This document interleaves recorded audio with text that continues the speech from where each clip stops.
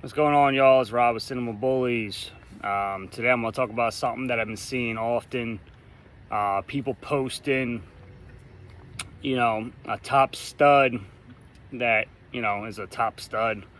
And multiple generations of that stud's blood, that they produced or, co-produced with somebody. And the whole point of using a top stud is to produce something better or take a step forward in your program that what you're trying to do. And I see people, posting these pictures of dogs that are, second generation of that dog, third generation of that dog, and the generations just keep getting worse. And by worse, I mean high ass rears, messed up short forearms or front arms on the dogs, easty westies. They get the exaggerated features, but then they just get flawed beyond flawed. So maybe these top producing studs that you guys are using aren't top producing studs. I've said this before, there's only a couple of top producing studs that I could even think of off the top of my head, and that's about 3 of them. And they're ones that have thrown consistently, that have thrown multiple, grand champions and champions. And just by saying that, you should know who I'm talking about, at least with a couple of them. But then you gotta look at the ratio. How many litters have those studs had? 100 litters, a couple hundred litters. I'm not sure what the record is for the most litters. But if the ratio of champions doesn't at least match up to the number of litters that the dogs produced, then it's not really a top producing dog in my opinion, or not even close to a top producing dog in my opinion. And you can agree or disagree, but the truth is in the pudding, you can say, when it comes to dogs that are top producing dogs. A lot goes into what you guys are breeding the dogs to. A lot of these stud owners want the money, so they breed to every bitch that comes their way. I get it, making money's nice. You guys can get nice stuff and all that stuff, but you're not doing the breed no good by breeding to a trash female that is lacking breed type, substance, height wise, or standard wise. Like, it's just not doing nothing for the breed as a whole other than lining your pockets, which, I mean, like I said, I get it, making money, cool. But all you people that are posting pictures of multiple generations of these studs, you're not making the stud look good. I mean, people like me, I look at that, I'm like, damn, that stud's producing not that well for, down as further the generations go. It's the blood's obviously not strong enough to overpower whatever female you guys are breeding these dogs to, and it's getting worse. So and it's most likely because you guys are just outcrossing and using you're not going directly back to the source, to the father or the grandfather or great-grandfather if he's accessible. So all you're doing is just watering down the blood, and you're just making the blood scatterbred and just not good. And that's why, again, the market is flooded with trash dogs, lacking breed type.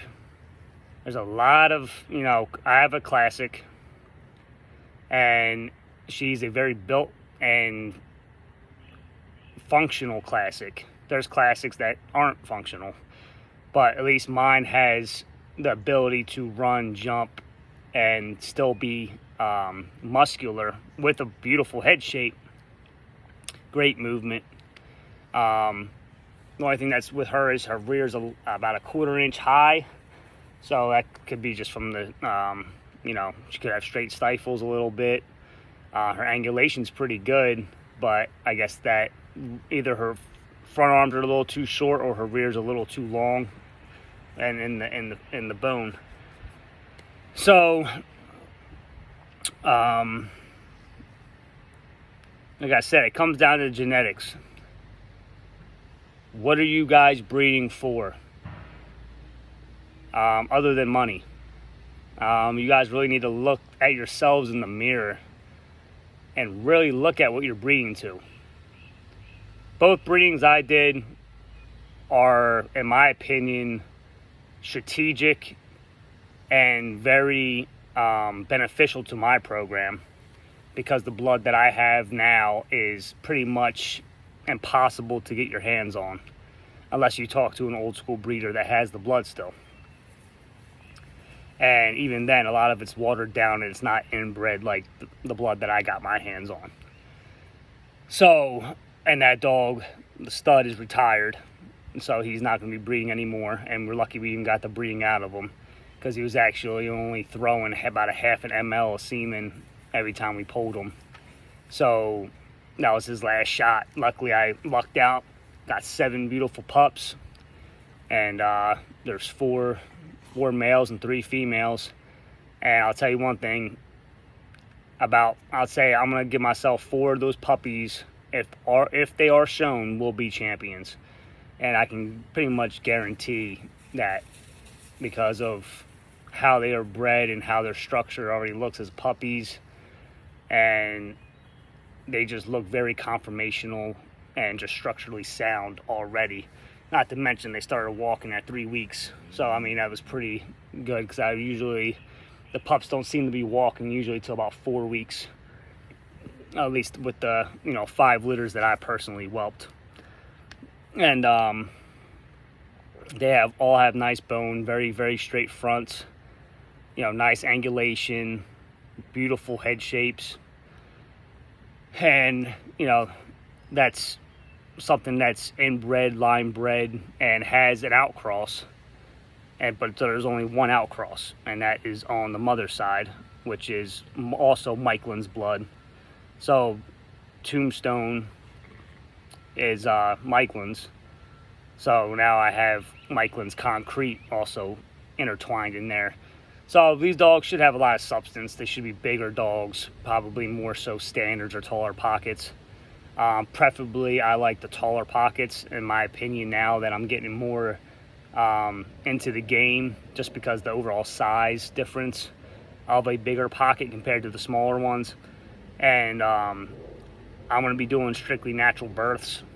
So now I kind of want the bigger dogs, just to make that process a little easier and less life-threatening to the mother or the pups. So, like I said, you guys are breeding these generations and promoting them like you guys are doing something good. And I got news for you. It looks like trash. Like, they do not look good at all.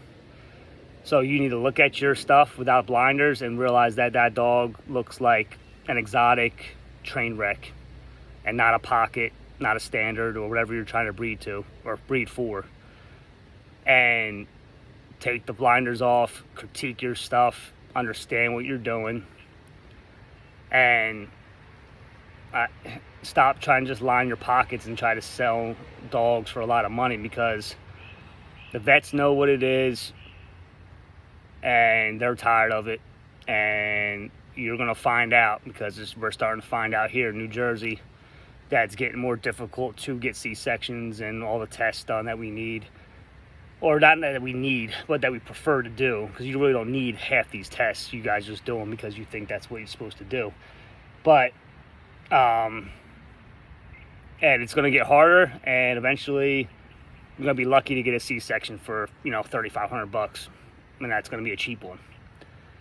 So, everyone that just keeps breeding these trash dogs, you guys aren't doing us a favor. You guys are flooding the market, making it harder for us to have a reputable breed. And all it's going to do is hurt legit breeders, and it'll cause a lot of people to stop breeding. So, I mean, personally, I'm almost done myself, just because of all, the high school stuff that goes on in this. And I'm getting a little bit older in my life, and I want to focus on other things. but I do want to make a stamp in the ABKC or the bully community and leave my mark, at least, just because I do enjoy the dogs and I love the breed. So, like I said, understand what you guys are doing. Don't just do it to line your pockets. I hope this helped you guys out, and hopefully you open your eyes to people that I am talking about and really look at what you guys are producing and not promoting it like you guys did something good. Because people like me look at your dogs and we're like, damn, that dog's fucked up. Like, that dog can't step foot in the show ring. That dog can barely walk. So you're not doing no good, and all you're doing is making that stud look like a shit producer now. So, like I said, brutally honest, and it's my opinion. If you think otherwise, drop what you think below. Like, subscribe, and comment. Follow me on IG, TikTok, Facebook, CinemaBullyZ NJ, and let me know what you guys think. It's getting a little hot, so I'm signing out. Take care. Later.